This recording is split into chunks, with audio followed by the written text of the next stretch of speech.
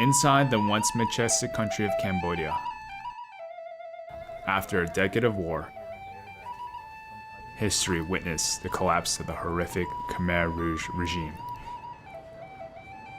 It would end one of the worst genocides the world has ever seen.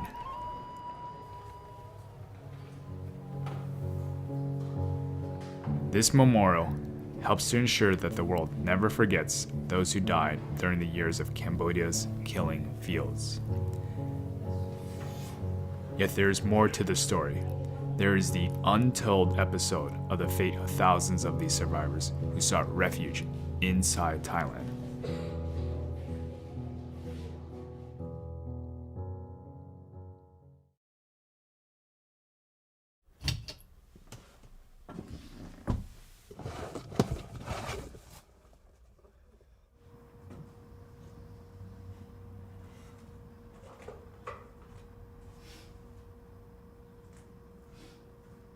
This is my father, Bun Sang Tang, in a refugee camp in 1980.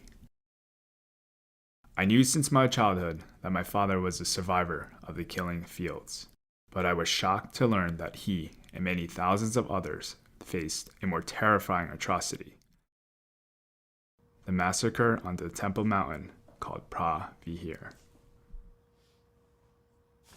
And my son James, he never gave up. He always pushed me to tell him the story.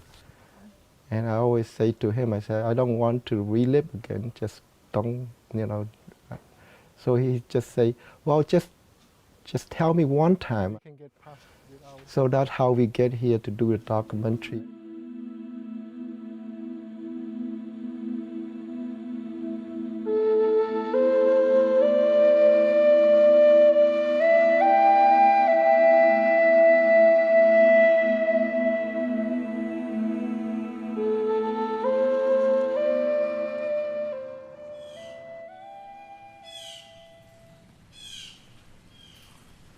When I was a child, I never thought that I would leave the country.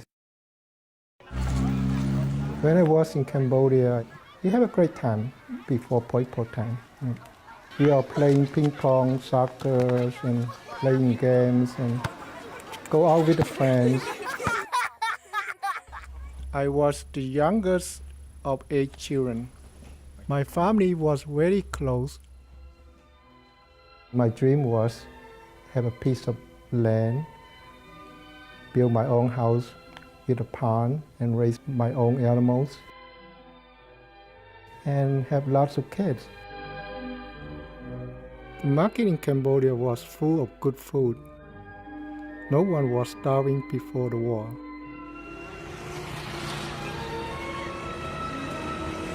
My childhood, we was living outside of Phnom Penh.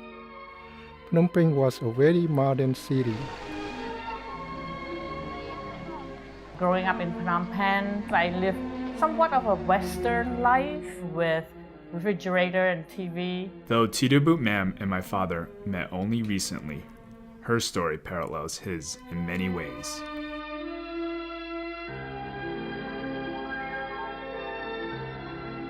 At that time, TV was turning from black and white to color, and rock and roll came in. So I was exposed to the English language at a very early age. I grew up with Mick Jagger and the Beatles, as well as the Cambodian music scene. And then the war came in, and the war really stopped life for me. In cooperation with the armed forces of South Vietnam, attacks are being launched this week to clean out major enemy sanctuaries on the Cambodian-Vietnam border. This is not an invasion of Cambodia.